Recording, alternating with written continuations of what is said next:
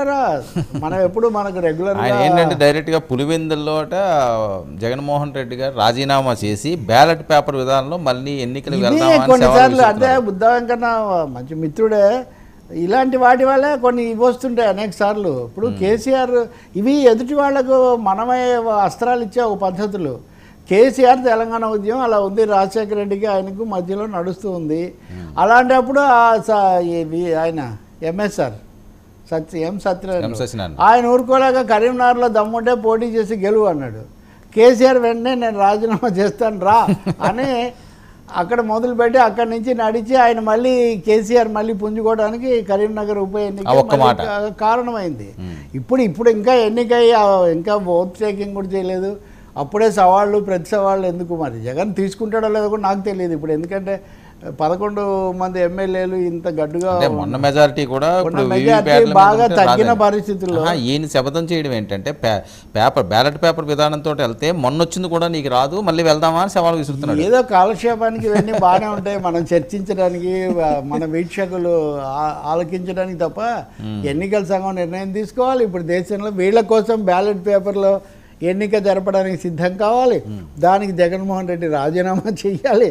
ఇవన్నీ వెంకన్న గారు అవన్నీ తీసుకుంటే అప్పుడు మనం డిస్కస్ చేయొచ్చు. కానీ అది ఒక ఊరికే పొలిటికల్ సవాల్ అనుకోండి. అంటే సోమిరెడ్డి గారు కూడా జగన్ ఇంకా షాక్లో నుంచి తేరుకోలేదు అంటున్నాడు, ఏవేవో మాట్లాడుతున్నారని.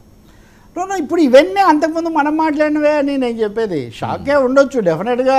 అధికారంపై మొత్తం 140 స్థానాలు, వైనాట్ 175 ఆయనకు ఓన్లీ 11 వస్తే కనుక డెఫినెట్గా దానికి షాకో కుదుపో ఏదో ఒకటి ఉండకుండా ఉంటుందా? డెఫినెట్గా ఉంటుంది, సందేహం ఏం లేదు. కానీ ఈ మాట్లాడటం మటుకు షాక్లో మాట్లాడుతున్నాడని నేను అనుకోవట్లేదు. ఇవి వ్యూహాత్మకంగానే మాట్లాడుతున్నాడు. ఇప్పుడు వచ్చిన చర్చ దేశంలో దేశవ్యాపితంగా ఈవీఎంల మీద లేకపోతే ప్రపంచవ్యాప్తంగా మస్క్ వల్ల వచ్చిన చర్చ దాన్ని తన వాదనకు అనుకూలంగా మలుచుకునే ఒక ప్రయత్నం ఆయన చేస్తున్నారు. అంటే ఎలక్షన్ కమిషన్ రిప్లై ఇవ్వాలి దీనికి. యాక్చువల్గా గెలిచారు కాబట్టి ఇప్పుడు టీడీపీ వాళ్ళు బలపరిచి లేదా గతసారి వైసీపీ వాళ్ళు బలపరిచి దానివల్ల ఈ సమస్య పరిష్కారం కాదు కదా. సుప్రీంకోర్టు జవాబు చెప్పాలి. ఎలక్షన్ కమిషన్ ఇంతవరకు ఇవ్వాలి ఆ జవాబు. రాజీవ్ చంద్రశేఖర్ అని మాజీ మంత్రి ఇచ్చాడు, కానీ ఎన్నికల సంఘం మస్క్ దాని మీద కానీ దాని మీద దేశంలో వస్తున్న ఇన్ని చర్చల మధ్య రాలేదు. మూడవది వాయువ్య ముంబైలో 48 ఓట్ల సమస్య కూడా రాలేదు. మరి అంత తక్కువతో ఉన్నప్పుడు మామూలు కోర్టులోనే సవాల్ చేస్తుంటారు వాస్తవంగా అలాంటి అంశాలు. అయితే ఒక్క విషయం మనకి చెప్తాను. ఒక 30 నియోజకవర్గాల్లో 1000 లోపు ఓట్లతో, తర్వాత 100 నియోజకవర్గాల్లో 30 నియోజకవర్గాల్లో 500 లోపు ఓట్లతో, 100 నియోజకవర్గాల్లో 1000 లోపు ఓట్లతో బీజేపీ గెలిచింది అని కాంగ్రెస్ నాయకులు కొంతమంది ట్వీట్లు పెట్టారు. దాని మీద కొంత దుమారం జరిగింది. ఇప్పుడు ఆల్ట్ న్యూస్ అని ఒకటి ఉంటుంది కదా, ఫ్యాక్ట్ చెక్ చేస్తుంటుంది.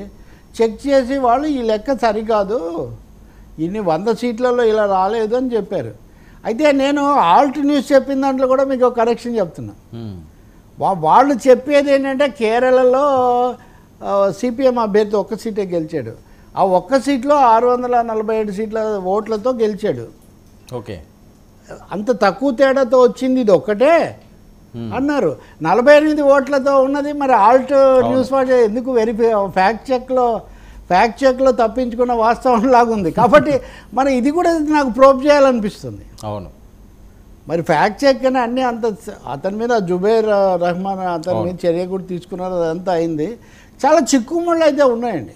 ఇవి ఆంధ్రప్రదేశ్కు మాత్రమే సంబంధించినవి కావు, ఇవి వైసీపీ టీడీపీ సమస్యలు కూడా కాదు. అంటే ఈ వేడి మీద ఏదో మాట్లాడతారు అంతే, సీరియస్గా తీసుకునే పరిస్థితి లేదు కదా. వీవీప్యాట్స్ ఇప్పుడు వెళ్ళిపోతారు. సరే, ఎన్టీఆర్ ఓడిపోయారు సార్. ఎన్టీఆర్ ఈనాడులో బొమ్మేసి అవునా నిజమేనా అని ఆయన మల్లీశ్వరి సినిమాలో పాట రామారావు తలపట్టుకున్నట్టుగా 1989లో అవునా నిజమేనా అని ఇలా పెట్టారు.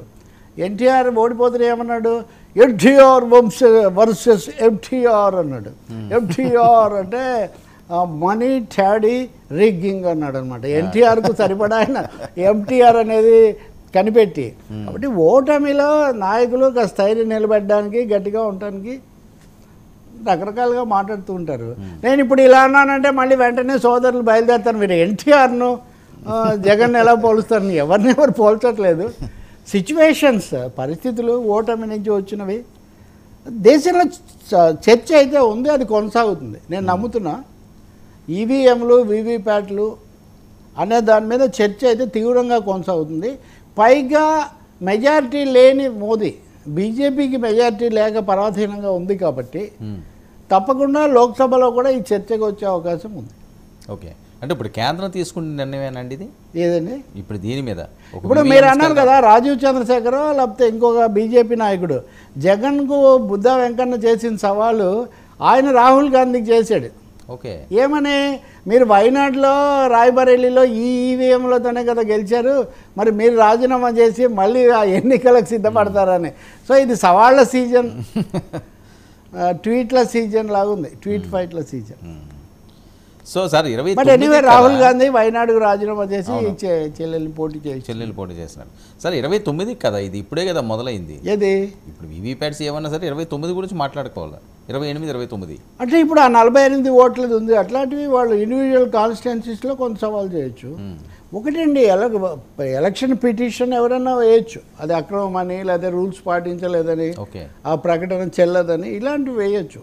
కానీ మొత్తం వ్యవస్థ అయితే ఇప్పుడేం మాత్రం. ఇంకోటి కూడా ఉంది, కొద్ది మాసాల్లో శాసనసభ ఎన్నికలు జరగబోతున్నాయి. బీజేపీ నిన్ననే దానికి పరిశీలన, మహారాష్ట్ర వాళ్ళకు ముఖ్యంగా ఒక సవాల్గా ఉంది, కీలకంగా ఓడిపోతున్నారు. జమ్మూ కాశ్మీర్ కిషన్ రెడ్డిని పెట్టారు, ఐ థింక్ హర్యానా కూడా ఉన్నట్టుంది, ఇంకా ఒక రాష్ట్రం ఉంది. ఈ 6-7 రాష్ట్రాలు వస్తాయి ఏడాది లోపల ఎన్నికలకు. సో అక్కడ కూడా ట్రయల్ చేయొచ్చు, దీన్ని దృష్టిలో పెట్టుకొని మరిన్ని జాగ్రత్తలు తీసుకోవచ్చు. సార్ అసెంబ్లీ సెషన్కి ముహూర్తం